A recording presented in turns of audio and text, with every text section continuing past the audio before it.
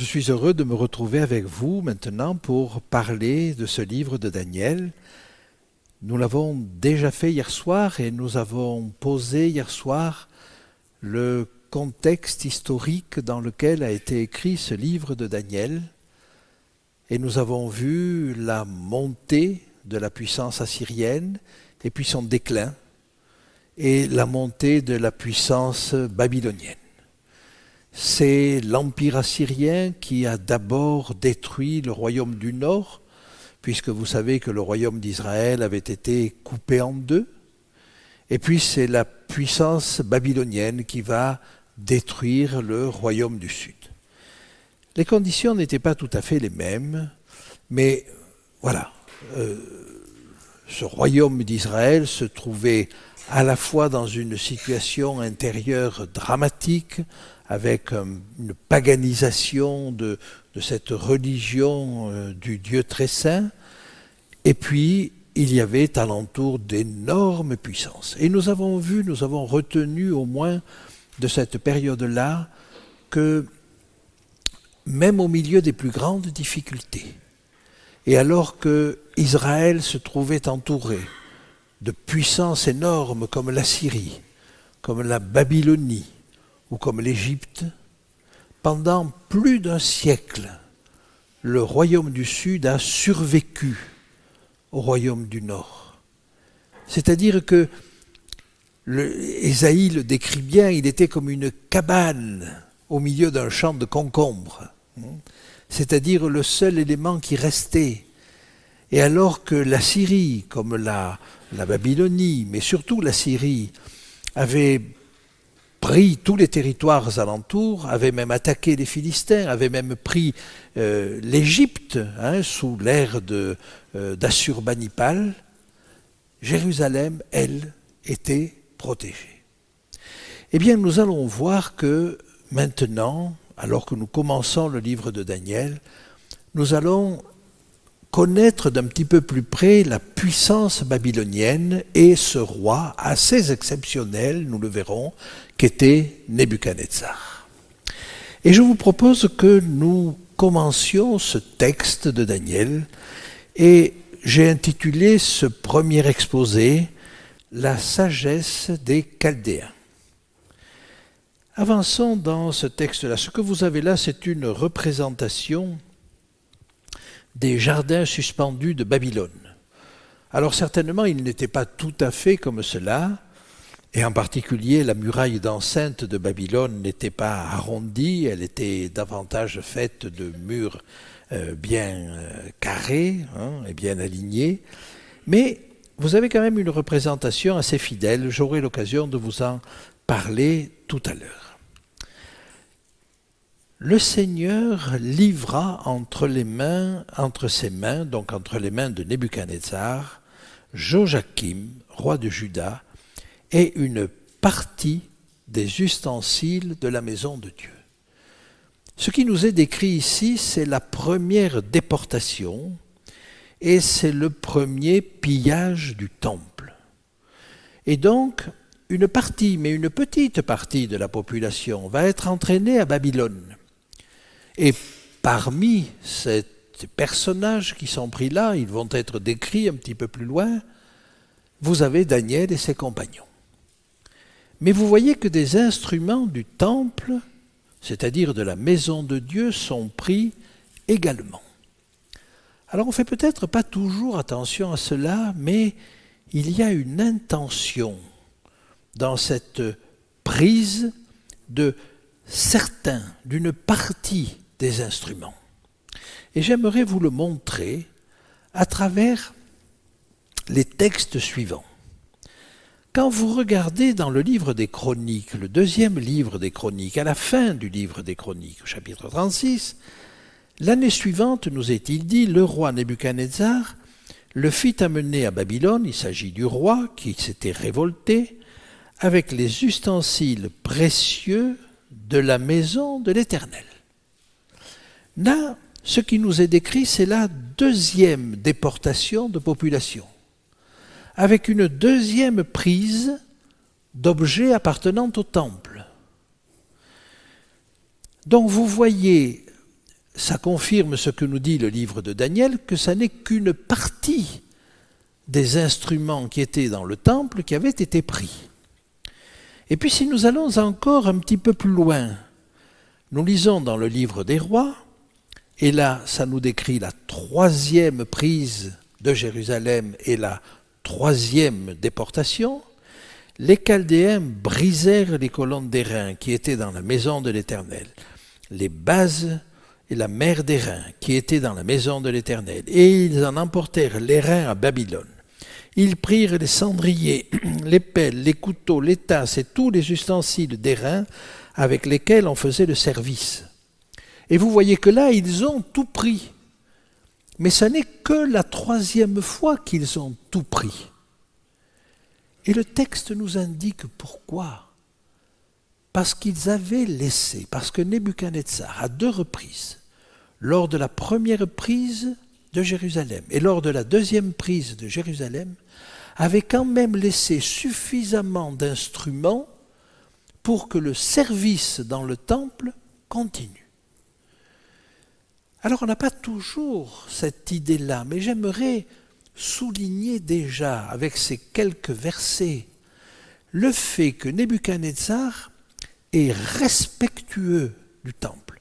Mais la 3e fois, après la 2e révolte, après qu'il ait installé un roi d'Israël, issu d'Israël, sur le trône d'Israël, comme roi vassal, bien sûr, mais maintenant, si vous voulez, la lignée de David sur le trône d'Israël. Donc après, ce n'est qu'après 2 révoltes, et après qu'il soit obligé de prendre Jérusalem pour la 3e fois, qu'il va là tout détruire. Détruire la ville, détruire le temple, et emporter tout ce qui a de la valeur à Babylone. Nous retrouverons au chapitre 5 en particulier, ce respect de Nebuchadnezzar pour le service qui est fait à Dieu dans le temple. Et vous voyez que s'il a pris des objets de valeur, une première fois, une 2e fois, il en a laissé assez pour que le service continue dans le temple. C'est étonnant, on n'a pas l'habitude de le voir comme ça. Mais c'était un homme qui, tout en étant d'un orgueil phénoménal et d'une violence rare, respectait, avait un sentiment religieux. Et on voit dans le texte de Daniel qu'il va mettre ces instruments qu'il a pris dans le temple de l'Éternel, il va les mettre dans le temple de son Dieu. Ce qui est aussi une forme de respect. Alors c'est vrai que c'est une manière d'offrir à son Dieu sa victoire, mais cela dénote déjà un sentiment religieux. Et par opposition, vous le savez, au chapitre 5, on verra que Belchatsar, son petit-fils, va prendre ces instruments, les sortir du temple de son Dieu et s'en servir pour un usage profane. Et vous voyez donc toute la différence entre Nebuchadnezzar et Belchatsar, entre Nebuchadnezzar qui va respecter, qui va avoir une certaine forme de respect. Oh, certainement, il n'est pas dans une vérité théologique totale, mais il a une certaine forme de respect de ce culte et de ce Dieu. Et Belchatsar, qui lui, alors, va prendre ces objets pour leur valeur matérielle, pour la possibilité qu'il lui donne de briller auprès de ses femmes, de ses grands et de ses concubines et de toute la cour qui l'entoure. Par conséquent, voilà, je voulais déjà souligner que dans ce petit texte, il emporte une partie des instruments. Il y a toute une intention. Je reviens donc maintenant à notre texte. Et Nebuchadnezzar emporta les ustensiles au pays de Shinéar, dans la maison de son Dieu. Et il les mit dans la maison du trésor de son Dieu. Notez qu'il n'est pas dit de Dieu, mais de son Dieu. Est-ce qu'il a une relation relativement personnelle à ce Dieu, probablement parce qu'il va nommer Daniel, le dit-il, d'après le nom de son Dieu.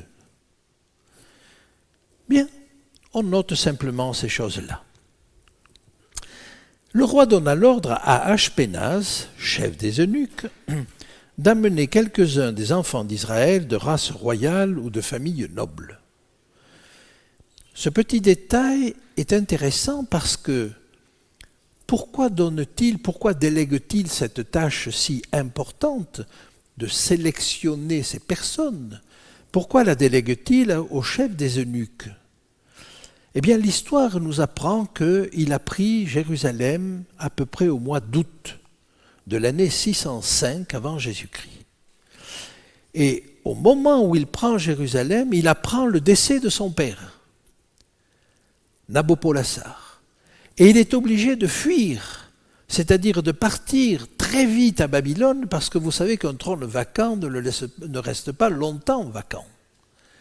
Et donc il va assurer sa royauté, et il est donc obligé de laisser le chef des eunuques, Ashpenaz, faire ce travail qu'il aurait normalement dû faire lui-même, parce qu'il s'occupe personnellement de la sélection de ses élèves à l'académie ou à la faculté de Babylone, si vous voulez. Et donc, il lui demande d'amener quelques-uns des enfants d'Israël de race royale ou de famille noble. Donc, il va prendre l'élite. Quel est l'objectif de prendre l'élite? Son projet n'est pas de détruire tous les peuples qu'il va dominer. Son projet, c'est de les intégrer à un ensemble beaucoup plus vaste dont, bien sûr, il est le maître. Et ces personnes intelligentes, douées, respectées dans leur pays, sont autant de poulies de transmission qu'il a l'intention de former pour que ces personnes soient des relais, justement, avec chacun son peuple. Mais il veut les former à la sagesse des Chaldéens, au savoir des Chaldéens. Donc il prend les meilleurs, il veut les former, il ne veut pas les réduire dans un état d'esclavage, pas du tout, il veut au contraire leur donner la meilleure éducation pour qu'ils soient des instruments à son service. Alors on avance, et il va définir les qualités de ces personnes qu'il demande à Ashpenaz de choisir. Alors, de jeunes garçons sans défaut corporel, beaux de figure, doués de sagesse, d'intelligence et d'instruction, capables de servir dans le palais du roi et à qui on enseignerait les lettres et la langue des Chaldéens. Et vous voyez que les qualités sont importantes. Quand on vous dit des garçons sans défaut, il s'agit de prendre les meilleurs, les plus beaux. On dirait un casting de film. On prend les meilleurs. Quand il dit par exemple beau de figure, c'était beau d'apparence, ce qui avait belle apparence, mais pas seulement. Ils étaient doués. Alors doués, ça veut dire doué d'intelligence, c'est le mot sakal qui est employé là, qui indique la réussite. Vous voyez, l'intelligence qui réussit. Et puis, il dit de sagesse. Alors, littéralement, en toute sagesse. D'intelligence. Là, il s'agit de la connaissance. C'est-à-dire qu'il veut partir avec des jeunes gens qui ont déjà l'habitude de réfléchir, l'habitude peut-être de commander, qui ont une certaine connaissance. Voilà, ce sont des personnes comme cela. Ce ne sont donc pas des tout jeunes enfants, mais ce sont quand même des jeunes, d'instruction. Et là, littéralement, c'est la racine bin qui est là, c'est-à-dire le discernement.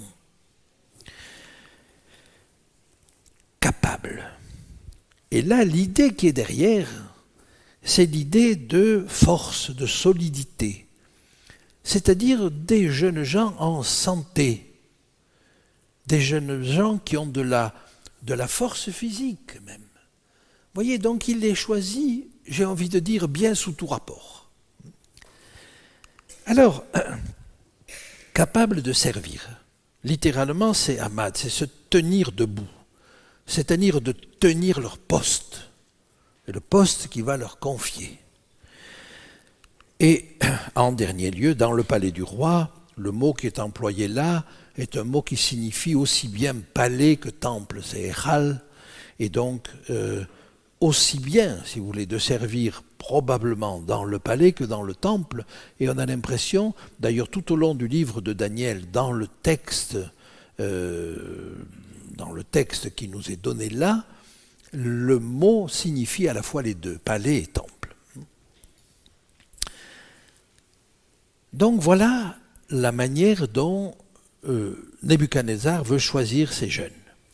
Et il veut, nous est-il dit, leur enseigner les lettres et la langue des Chaldéens. Alors la langue, on le comprend, mais le mot qui est traduit par lettres, c'est le mot Sefer. Et c'est-à-dire que c'est le mot livre. Et il y avait certainement à Babylone des manuels d'instruction. Et donc il veut les instruire dans tous ces manuels de formation. C'était donc une vraie formation, non seulement avec des livres, mais avec de la pratique. Et vous allez voir que la sagesse des Chaldéens n'était pas un vain mot. J'aimerais, à travers quelques exemples, vous montrer ce qu'était cette sagesse des Chaldéens. La muraille de Babylone. La muraille de Babylone était une des 7 merveilles du monde. Et il y avait à Babylone 2 des 7 merveilles du monde. La première était la muraille de Babylone et la deuxième était les jardins suspendus de Babylone. Plus tard, on n'en a retenu qu'une parce que Babylone s'est effondrée et ça a été remplacé par le phare d'Alexandrie pour avoir le nombre 7. Et le phare d'Alexandrie était effectivement une des 7 merveilles du monde. La muraille de Babylone, je ne sais pas quelle taille elle avait à sa base, mais le principe c'était que le sommet de la muraille était au même niveau partout. Or, le terrain était un peu vallonné. C'est-à-dire que vous pouviez avoir 10 mètres à un endroit, mais il semble qu'au plus haut, elle avait plus de 90 mètres, presque 100 mètres de haut, pour que le sommet soit à l'horizontale. Et sur ce sommet, 2 chars pouvaient se croiser, mais pas des chars à 2 chevaux, des chars à 4 chevaux, des quadriges. Et la muraille était... Alors je ne sais pas si vous voyez ce qu'il faut pour mettre 4 chevaux de front, et pour mettre à côté 4 chevaux de front, et que ces quadriges puissent se croiser. Vous voyez donc au sommet, la muraille était très large. Eh bien, elle avait une section trapézoïdale, c'est-à-dire qu'elle était étroite, le plus étroit en haut, et elle allait en s'évasant vers le bas. Vous voyez donc l'énorme bâti que cela représentait. Donc c'était une des 7 merveilles du monde. Et cette muraille enjambait l'Euphrate en amont, autour de la porte d'Ishtar, et puis elle enjambait l'Euphrate en aval, et l'Euphrate coupait la ville en 2. Et pour éviter que la ville n'ait là un point de faiblesse par laquelle on pouvait rentrer, c'est ce qui va se passer d'ailleurs à la prise de Babylone, et on expliquera comment, il y avait d'énormes herses qui étaient dans l'épaisseur du mur, et qui tous les soirs étaient descendus dans le lit du fleuve pour empêcher qu'on puisse rentrer. Donc vous voyez une bâtisse colossale. Je prends quelques instants pour vous parler des jardins suspendus de Babylone. Les jardins suspendus de Babylone étaient aussi une des merveilles. Alors on dit que c'est parce que Nebuchadnezzar avait une épouse qui venait de Médie. C'est à l'époque où Nabopolassar, son père, était associé à Siaxar, le roi de Médie, pour faire tomber le royaume d'Assyrie. Et à cette époque-là, pour sceller les liens entre les 2 dynasties, eh bien, la fille de Siaxar avait épousé le fils de Nabopolassar, c'est-à-dire Nebuchadnezzar. Donc sa femme était originaire de Médie, qui est une zone beaucoup plus montagneuse, qui correspond aux monts Zagros, si vous voulez, maintenant, en Iran. Alors que la Babylonie était dans la Mésopotamie, c'est-à-dire en Irak. Alors, pour satisfaire le désir de sa femme qui regrettait ses montagnes natales, il avait fait des jardins suspendus. Vous avez une description de ces jardins suspendus dans un livre qui a été écrit au milieu du XIXe siècle par Jules Aupert, et qui est allé là-bas, qui a fait un voyage là-bas, et qui n'a pas vu, bien sûr, les jardins suspendus de Babylone qui étaient détruits depuis longtemps, mais qui en a retrouvé les bases, les traces. Et il le décrit comme un immense carré de près de 250 mètres de long et 250 mètres de large, et qui était fait de terrasses successives. Mais ces terrasses successives contenaient de la terre dans l'intérieur des constructions pour que des arbres puissent pousser sur ces constructions. C'est-à-dire que c'était des murs végétaux. Alors les murs végétaux, c'est assez récent comme idée, comme construction. Mais Nebuchadnezzar avait fait des murs végétaux. Et en réalité, ça n'est pas tout à fait comme la première image que vous avez vue, parce qu'il semble que c'était vrai sur 3 côtés. Mais il y avait un côté, alors il y avait 5 étages, et chaque étage faisait à peu près 25 mètres de haut. Donc si vous voulez, ça faisait quelque chose d'assez élevé. Et le tout était couvert de végétation. Et les auteurs anciens décrivent des arbres qui poussaient là-dessus, mais dont le tronc à la base faisait plusieurs mètres de circonférence. Ce n'étaient pas des petits arbustes ou des plantes grimpantes, simplement. Donc, vous voyez, il y avait toute une végétation. Mais cette végétation, il fallait l'alimenter à nous. Et alors, il y avait des systèmes, on a traduit par turbine, parce qu'on ne sait pas très bien comment le traduire, mais il y avait des hommes qui étaient employés à cela et qui montaient l'eau de l'Euphrate.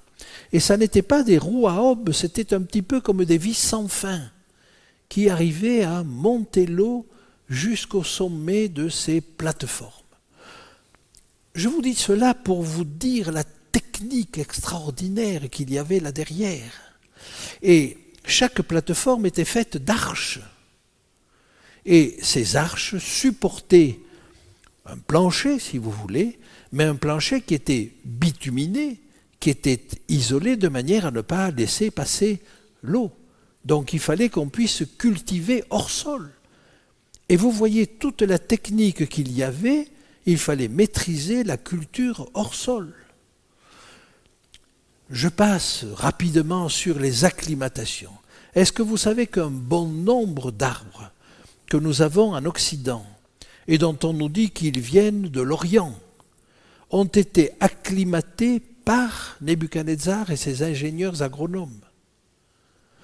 L'abricotier, par exemple, est originaire d'Orient. Et il a fallu l'acclimater ici. Il semble que ce soit les équipes de Nebuchadnezzar qui aient fait cela. Donc, si vous voulez, une connaissance en agriculture assez extraordinaire. La statue de Nebuchadnezzar. Est-ce que vous imaginez ce que c'est que de monter une statue de 30 mètres de haut et simplement de 3 mètres de large? Si vous montez un bâtiment comme la muraille de Babylone ou comme la pyramide de Khéops, vous avez une large base et vous pouvez monter haut, mais comment faire pour monter haut sans avoir une base large? Comment a-t-on fait pour la statue de la liberté? Eh bien, à l'intérieur de la statue de la liberté, vous avez tout un croisillon de poutres et de poutrelles qui font que, finalement, c'est plus solide que quelque chose de plein. Je vous dirais la même chose de la Tour Eiffel. Je vous dirais la même chose de tous les monuments qui ont été faits par Eiffel, le viaduc de Garabit, enfin d'autres techniques encore. eh bien ils avaient cette technique. La technique qui a permis l'érection de la statue de la liberté, avec ses entrecroisements de poutrelles de fer, ils l'avaient déjà. La fournaise ardente. Savez-vous qu'on a trouvé des émaux, que les émaux qu'on a trouvés à Babylone demandaient une cuisson à plus de 1000 degrés, mais pas entre 1500 ou 2000 degrés. Il fallait que ce soit de l'ordre de 1130 degrés, et à 10 degrés près. C'est-à-dire qu'ils savaient obtenir cette température de manière extrêmement précise. Est-ce que vous réalisez toute la technique de cette civilisation? Et je pourrais ajouter encore l'astronomie. On a trouvé une tablette datée de la 37e année de Nebuchadnezzar, qui nous décrit tous les événements célestes importants qui ont pu se passer pendant cette 37e année. Eh bien, avec la connaissance que l'on a maintenant du mouvement des astres, on peut dire que cette 37e année de Nebuchadnezzar, elle ne peut être compatible qu'avec une année qui allait d'avril à avril, alors je ne me rappelle plus exactement quelle année c'était, mais mettons dans les 656, je vous dis un chiffre approximatif, mais c'est à peu près de ces ordres-là. C'est-à-dire que la description astronomique de tous ces événements est suffisamment précise pour que nous puissions retrouver l'année exacte de la 37e année de Nebuchadnezzar. Voilà, donc on vous parle des instruments dans le texte, des instruments qui demandaient de l'intelligence. Alors, j'avance un petit peu, mais voilà, je vous redonne cette chose. Ce qui est vrai dans cette image-là, c'est qu'il y avait effectivement 5 plateformes. Ça, il semble que ce soit assez bien reconnu. Il y avait 5 plateformes, mais avec des arbres. Mais j'ai l'impression que le texte... Alors, vous voyez les arches, ça c'est respecté, vous voyez les arbres, mais il semble que c'était tout un mur de végétation qui couvrait complètement l'ensemble de ce bâtiment. Nebuchadnezzar avait l'intention d'enseigner la sagesse des Chaldéens. Et il va se trouver, avec Daniel et ses compagnons, devant une sagesse beaucoup plus importante. Et quand Belshazzar va se trouver confronté à une difficulté avec cette écriture sur le mur, Méné, Méné, Tekel, Farsim, la reine mère, ou peut-être la reine grand-mère, nous en reparlerons, va lui dire, il y a dans ton royaume un homme qui a en lui l'esprit des dieux saints. Et du temps de ton père, on trouva chez lui des lumières, de l'intelligence et une sagesse semblable à la sagesse des dieux. Elle avait fait la différence. Et le peuple avait fait la différence entre cette sagesse des Chaldéens, sagesse technique, de prouesse technique, prouesse scientifique, et une autre sagesse, sagesse des dieux. Aussi, le roi Nebuchadnezzar, ton père, le roi ton père, l'établit comme chef des magiciens, des astrologues, des Chaldéens et des devins.